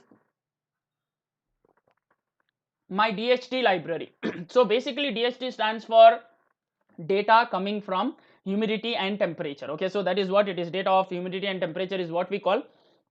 As I told you, I will be using, say, DHT sensor here. Along with DHT sensor, I don't have TMP36 right now with me, otherwise I would have used it. Physically I have got only DHT sensor with me. Okay, so I am using DHT sensor, and along with DHT sensor we have got node MCU as well, right? So I'll be using node MCU with DHT. Okay, these two things combined I'll use, and the cloud platform which I'm using is ThingSpeak, right? So I'll be using thingspeak.h here, and I'm using D3 pin of my say node MCU. Okay, D3 stands for digital 3 pin. That is what I'm I'm using. And then if I scroll down here, 10 and 11 actually tells you that I am actually using my say mobile network. I'm using my hotspot from my mobile network here, and my hotspot name is my SSID is Amir, and then my password for my hotspot from my mobile phone is actually this particular thing. Okay, I've connected here. Now the next thing what I would need is my channel number.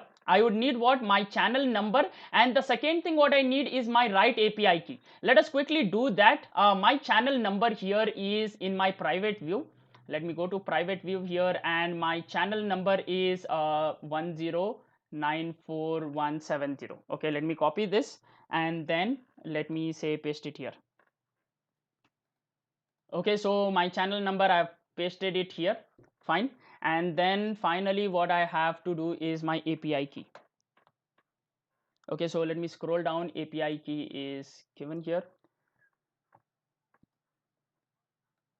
Let me paste it here. This particular thing is my right API key. All right, so once this is done, next thing what I'll do is I have written here the code for measuring temperature as well as humidity. Although humidity will not consider for now, you can do the same thing for humidity as well, but then for now we are using only temperature. Okay, now the next thing is we are actually beginning the serial communication with 115200 baud rate, and after that we are actually connecting to the Wi-Fi network. Okay, Wi-Fi network I am connecting here. That is why I'm writing here wi-fi.begin command, and afterwards once it is connected, it will be speaking to ThinkSpeak, right? So ThinkSpeak, it will be connected and it will be speaking to that particular thing. The communication is established here. Fine. So after this is done, I will have to read in my temperature. I will have to read in the temperature from DHT, and afterwards I will have to set the field of temperature to one field and then humidity to second field. Although second field is not available here, not to worry, but then I'm sending only my first field value of temperature. And now here I will have to write my field. See here, first we are setting the field and then we will have to write our field. Okay, that is what is being done.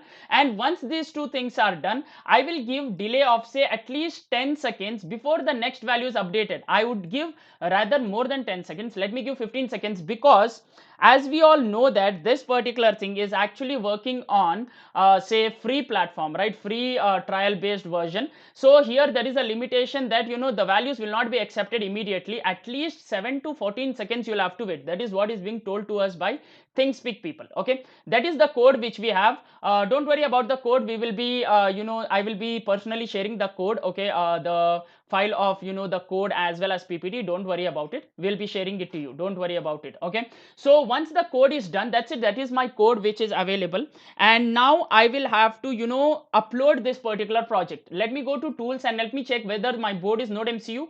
My board is Node MCU here, and then the port is COM3. Okay, now see, generally in your Arduino IDE directly the board will not come Node MCU. Okay, the board directly it will not come Node MCU. See, for us now I have selected it as Node MCU. This particular ESP8266 modules are the third party boards. Okay, we will have to install it, and that installation process I will be uploading one quick video on our YouTube channel. Okay, it will be there available, how you can get it. See, when you open IDE for the first time, you will not get this particular thing. You will only receive Arduino boards. If you want Node MCU, I'll tell you how to do that in our YouTube channel. I'll describe you. Now, having said that, let me quickly upload it, the code. Let me upload the code, and let's wait for a while. It will take some time to upload the code.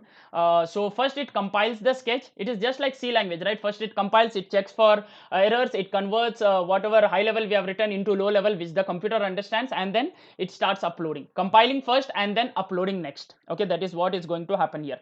Let's wait for some time. Let it get compiled and let it get uploaded. All right, so it is compiling right now, and afterwards we will upload it.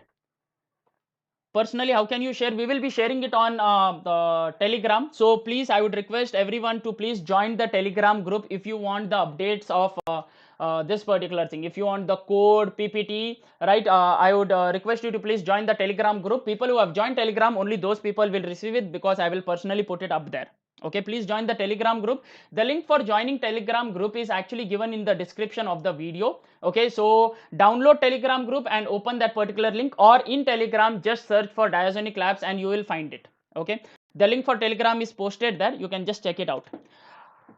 All right, so thank you, sir. Please, webinar on cloud computing use in library. Yes, we will take that particular request, Rashmi Rekha. We are planning to do that as well. We will do that. Okay, so until this particular thing is uploading, let me tell you about our upcoming webinar. So if you go to, let me just go here to YouTube. Okay, if you go to our Diazonic Labs YouTube channel, you will be seeing our upcoming webinar. So on our the next Sunday, we are actually conducting a webinar on machine learning. So if you are interested, please go to that particular link and register yourself. Okay, so let me just write here Diazonic Labs. Please register for our upcoming webinar on machine learning as well. The link is actually posted down there. Okay, you can do that as well. So we are planning to conduct a webinar on machine learning, the basics of machine learning. Anyone who wants to start the career on machine learning, you can please come here and register. So this is what we are doing on our upcoming Sunday. Okay, you can please register here for this particular webinar, and it's happening on 12th July 11:30 to 1:30. All right, so let me check. Yes, it is, I think so, done uploading. Whatever had to be uploaded, it is uploaded right now. And let me check. Let me open my serial monitor, and here I will reset my, one second, already the temperature value is displayed, but let me reset my particular this one, and here you will be able to see connecting to Amir. It is connected to my Wi-Fi, and then immediately the temperature value is displayed. See here, the temperature value it is measuring right now. This is the real time which is being measured. Okay, 29.2. This is the real time value which is being measured. It is measured from our temperature sensor processed by Node MCU, and it is uploaded onto our cloud, right? Humidity is also measured. Humidity is somewhere around 95% here. Temperature is 29 degrees Celsius, right? So let me go back to my API keys here. Let me go to private view and check whether the value is being uploaded or not. Okay, so let me scroll down here. You'll be able to see here the first value is already uploaded. Okay, the first value is already uploaded here. It says 29.2, right? The first value is already uploaded here, and the next value will be taking some time, right? Let me just blow in to my temperature sensor so that the temperature is increased a little bit.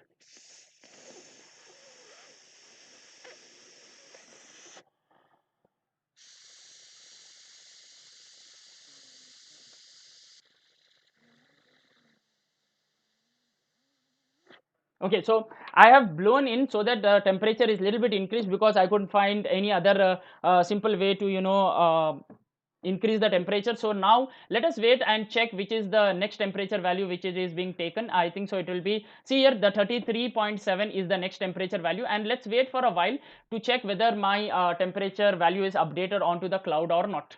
Okay, so this is happening everything in real time. Okay, everything is happening in real time. See here, it is increased to now 33.7.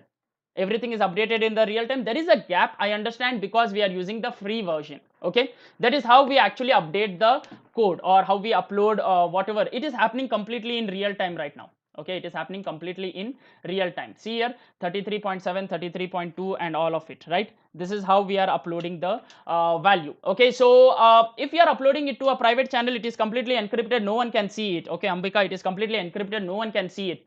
If you make it public, then there is a problem that all the other people can see it, and there will be problem for security and all of it. Right now it is completely encrypted. Okay, it is end to end, only you are able to see it. The one who is creating this particular thing is able to see it.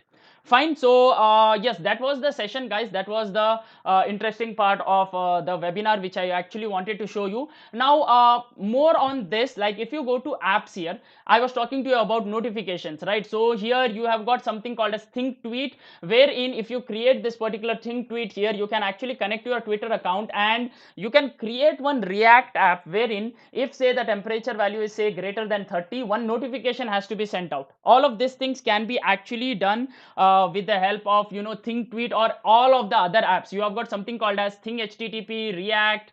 You can actually work on this particular thing. They are very simple apps which are available on ThinkSpeak, and I would suggest you all to explore them. Okay, and in the upcoming sessions also, we are actually planning to complete only the apps. Okay, so wherein imagine the values are already established. With the help of those values, what can be done? We can actually use MATLAB visualization technique here, MATLAB analysis, MATLAB programming can also be written here. All right, so all of these things can be done. But then yeah, this was the overall understanding of the session. So what I had to tell you. And now let's okay, so I will be sharing the feedback link right now after of the session. Let me just share open you this particular thing and share the feedback link. So thank you everyone for attending the webinar, and please do provide the feedback link. Please do write down your mention your reviews in the feedback link, and please do subscribe to our channel. So one second. Okay, I couldn't see many people subscribing. I would suggest you to please subscribe to our channel. And yeah, so the link will be provided to you. Just wait for a moment. The feedback form link will be provided to you. Just give me a moment. I am uploading it. Okay, and once again, this was just the basic of IoT. IoT is basically presently in boom, so it will be obviously an added advantage for you for your future career, and we all wish you all the best for this particular thing. And also, yes, so from now on, whatever webinars we conduct, obviously we are told you, we are promised you that it will be free webinars, but then we are actually seeing a trend that people are only coming in for certificates. So we have kept one cap fee, one small fee for getting the certificates. Definitely if you have attended the session properly, then if you want the certificate, it should be of some value to it, right? So we have actually kept one small fees, one small payment for accessing the certificate. So if you are interested in getting the certificate, obviously the webinars on YouTube will always be free. We can't charge anything for it. It will be completely free. We are doing it for the society. Okay, but then if you want to get certificate, then you would have to pay a small fee of 75 rupees, or else $1 if you are accessing from the world. Okay, that is what we have done. And yes, so we will be sending your certificates within 24 to 48 hours directly to your email account. So please, when you are filling the feedback form, right, I would request you to please write your correct email ID, correct name. Okay, because we take a lot of effort in creating these certificates. It is very time consuming. Okay, so when someone is not writing their names or email IDs correctly, right, we mess it up, right? So please, I would request you to please write your names, your certificate names, your email IDs properly. Okay, that is what we would request, and you will be receiving the certificates within 24 to 48 hours directly into your email. Okay, and yeah, please send us the screenshot of your payment also. We have given one particular link on the this one. You can just check it out. Let me open this particular payment, this one option, so that you will be able to see it. Just give me a moment. I will show you how is this particular thing as well.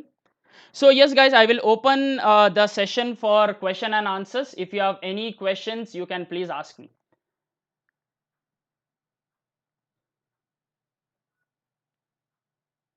If you have any questions guys, you can please ask me. Let me quickly open the link for feedback. Yeah, this is the link for feedback which we have. So we have got our review platform here. I would suggest you to please give us a review. So basically here, this particular thing, tiny.url.com/review Amir, you can please write regarding the workshop, webinar, whatever you have attended, how did you like it. And yes, you will have to write that particular thing, the review. Just give us a small review and a ratings as well. We would love to get your valuable feedback, and you can also mention what you want our future webinars to be like. Okay, so if you open this particular thing, it will redirect you to one particular page. This is how it looks like. Okay, so let me just show you. This is how it looks like, and you can definitely give your reviews here. Okay, please give your reviews here. This is the first thing in the feedback, and then if you scroll down here, yes, you will have to pay 75 rupees. We have kept one capped amount for the certificates, just a small fee, because we could see a lot of people just asking for certificates and not attending the workshop. So we wanted to keep some cap fee for this particular thing. So yes, if you could pay us 75 rupees, and you know how you can make the payment through either PayPal or phone pay, Google Pay. We have given all the links here. And please guys, please write your email address properly, please, because this is the place where we will be sending your certificates. Okay, we will be rolling out your certificates to your personal email accounts. Please write your email address properly, and the most important thing is name. This particular name, it will be printed on certificate. You can't later on say that this isn't my name. Okay, please write it here. Okay, so this one we are not copying and pasting. We have got a software which will do it for us, so it is completely computer based. So please write your name properly here. And then yeah, WhatsApp number, and yes, whether you have filled in the Google review, please go fill in the Google review. Google review link is given here at the top. Also it is given, you can just check it out here. Please fill in that particular thing, and afterwards if you want a smart certificate, please type yes. If you don't want it, that's okay. Okay, and then the link to pay for this particular thing, PayPal link is given here, and then phone pay, we have given you this particular thing. Okay, that is what you can just check for this. All right, and yeah, you will have to attach a photo here. Once we check whether your transaction is completed, our team will verify, only then the certificates will be rolled out to you. Okay, I hope that is clear. If you have any queries guys, you can please ask me. Okay, so we have resent you the link, you can please check it out. It's not compulsory that you have to pay the money. If you want the certificate, then you will have to pay the money guys, that's it. So it's not compulsory, we are not mandatory asking for this. This is a free webinar. Obviously the knowledge is completely free of cost, but then we have capped it for certificates. If you want certificates, you will have to pay that particular amount.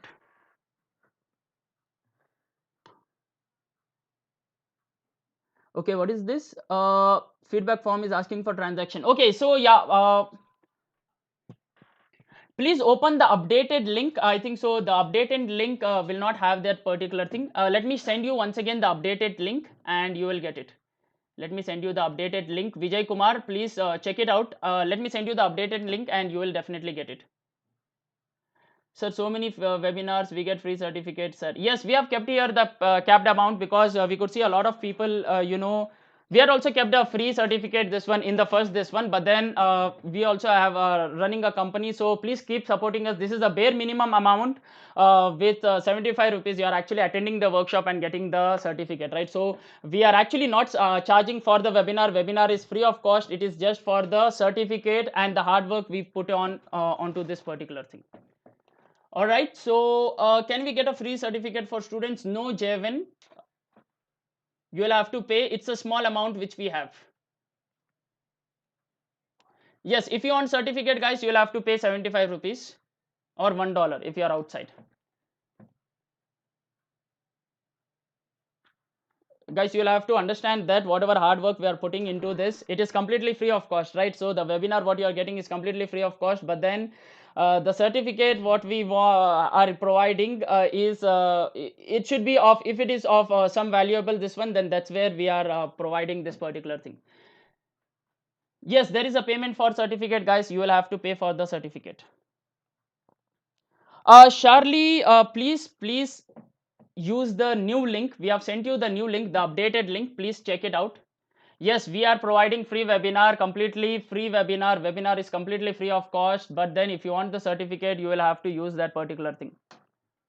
I don't use phone pay and Google Pay. Then I don't know, there are some options given out there. We have got a PayPal option as well, so you can just check it out and you can pay us accordingly. Karuna, please open the form which we have given. There are certain options which have been given, and then you can just pay it. Okay, yeah. So if you have any other queries, guys, you can please let me know.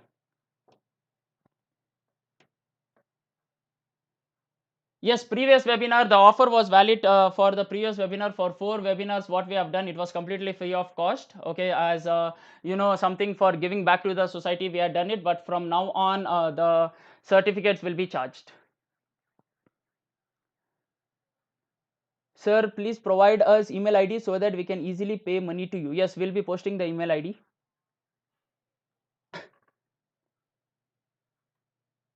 Please open the feedback link, Venus Tripathi. Please open the feedback link. Feedback link is given. All the options are given to you here. See here, if you just scroll down here, all the options are given. You can either pay us through, PayPal, or else I think so in India no one uses PayPal that much. So you can either pay it through PhonePe, Google Pay, or Paytm wallets. Okay, anything is fine.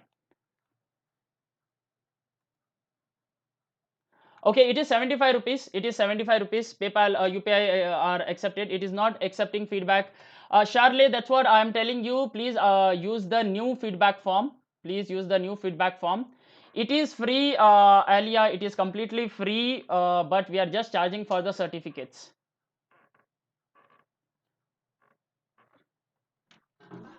If you don't use PhonePe and Google Pay, you can pay through any other platform which we have suggested. You can use PhonePe or PayPal. It is 75 rupees or 1 USD dollar.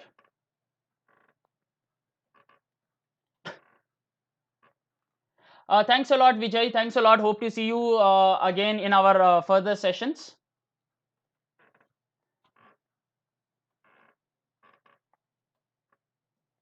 Yes, the email ID is provided, Venus. You can just check it out.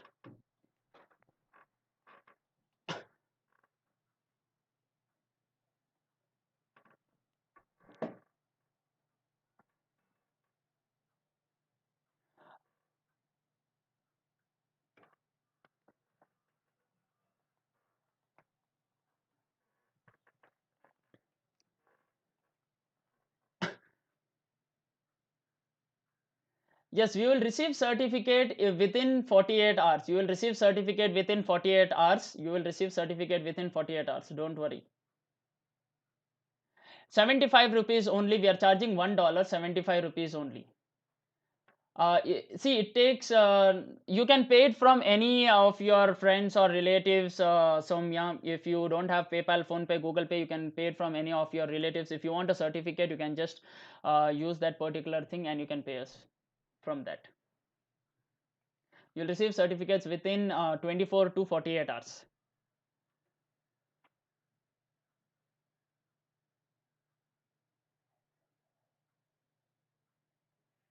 75 rupees. 75 rupees. Okay, sir, what are the simulators used for designing any circuits? It's called as Tinkercad, Gunti Karthik. Tinkercad is what we use. This is the platform out there.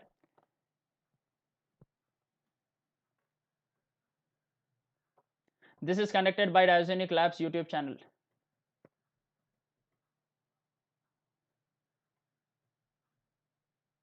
I need a certificate, but I don't have any way to pay for it. For anyways, you're welcome, Alia. You're welcome, Mamboe. But then, yeah, the management has decided that we'll be charging some small amount for the certificate, and this is a very fairly small amount if you consider it. 75 rupees or 1 USD is a very small amount which we are charging for the certificates. And obviously, our webinars will always remain free on YouTube. Okay, we'll not be charging anything for the webinars. It's completely free of cost, but then we are keeping a cap on that particular certificates. Can you please explain the process of giving feedback again? Yes, feedback link is given to you. Just open it, and then you will have to see, this is how your feedback looks like, and then open this particular tiny URL slash review Amir, and then go inside this. You can review us with the session, how was it, and all of it. And after that is done, please write your email ID, then name, and then WhatsApp number, whether you have given Google review or not, whether you want e-certificate or not. If you want it, then you will have to attach one photo of the successful transaction. Okay, once it is attached, only then we will be rolling out the certificates for you. Are these certificates valid? Yes, you can use these particular certificates and you can put it them onto your LinkedIn, which will be helpful for your this one. And let me tell you this, see, certificates are useless if you don't have the knowledge, guys. This is very important for you to understand, that certificates without your knowledge are useless. If you are going for an interview, if you just show the certificate, it's going to be completely useless unless you know what you have learned from that particular webinar. Okay, so learning from the webinar is what we expect from you. Okay, so please learn from the webinar whatever we have taught you, and please keep on exploring. And then certificates are just the entry point for you to say that, okay, I have attended that particular webinar, and it's all about your knowledge, what knowledge you have learned, what you have taken from the webinars or anywhere, any place. So that is what I would suggest you to say. Please run behind knowledge. Certificates, yes, they are completely available. We have kept it as an option for those people who want it to be taken. Knowledge is completely free, guys.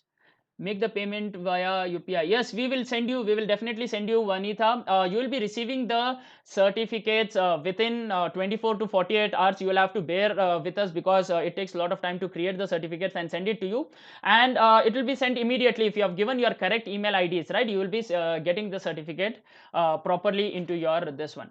Suppose if I don't have phone pay, see, there is no other option, Soumya. You will have to pay it through this particular thing. You can use Paytm as well. Okay, you can use Paytm as well. Phone pay, PayPal, Paytm, all the links are given to you. You can please check that out. How to upload the transaction slip? Just take the snapshot of it, and there is an option of uploading the transaction, right? See here, there is an option of adding the file. Just click on this add file and you can upload the transaction slip, and it will be available to you. Okay, request you to please have artificial intelligence webinar. Madhu Kumar, we are actually planning for machine learning in the upcoming week. Artificial intelligence is actually the bigger bubble, and machine learning is actually the smaller bubble inside the artificial intelligence itself. It is somewhat related. You can please attend our upcoming session on machine learning for that. And yeah, if you have any queries, guys, you can please mail us on diazoniclabs@gmail.com for that particular thing. Okay.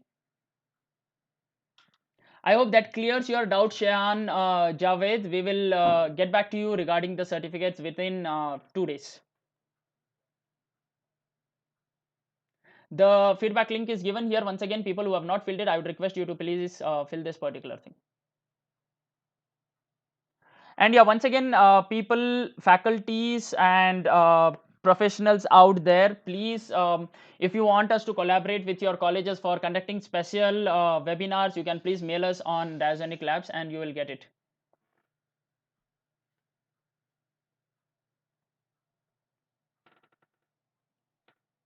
Okay, so Tejas Kumar, please mail us your query on diazoniclabs@gmail.com. We will let you know regarding this.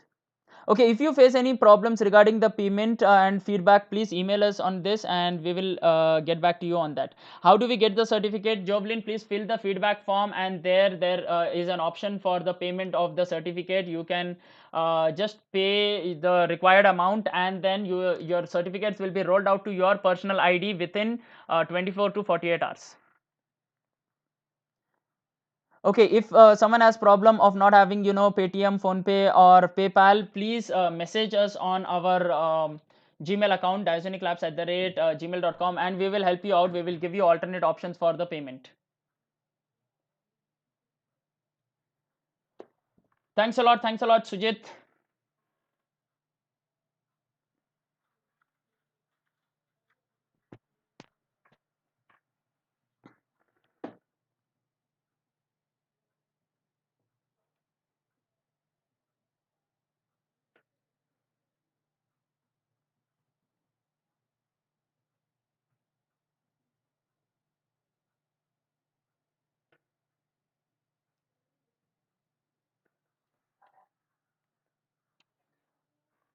Okay, guys, Philippines. Okay, that's great. I like the presentation and webinar. Thanks a lot, Sujit, for that. Jovlin, thank you. If you have not subscribed to the channel, please do subscribe it. And with that being said, we will wrap up for today. And people who are interested, please register for machine learning workshop, which is again happening on upcoming Sunday. We have a lot of plans for getting you a lot of sessions online on YouTube. So please request you to please subscribe to our channel, and we'll let you know more on this. Okay, with that being said, I will stop the streaming right now, and I'll see you guys in our upcoming webinars.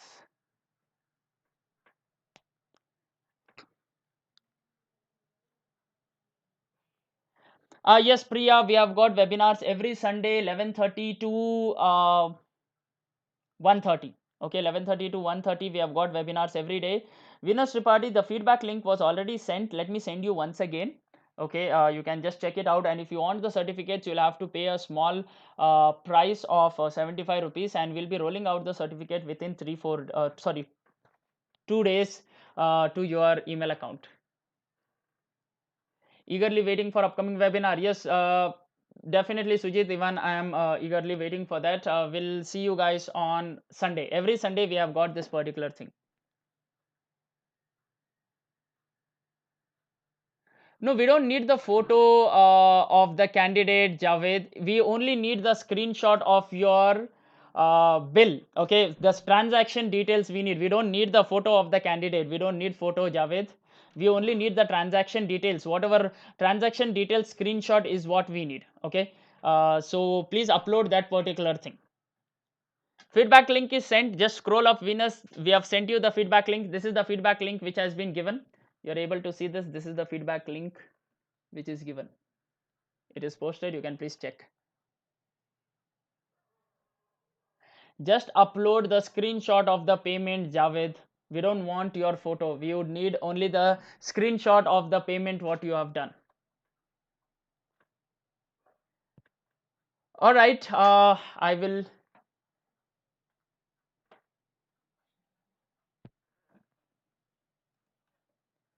Okay, so people who are online right now, you can please register for the machine learning. You can just scroll down and register here for the machine learning workshop.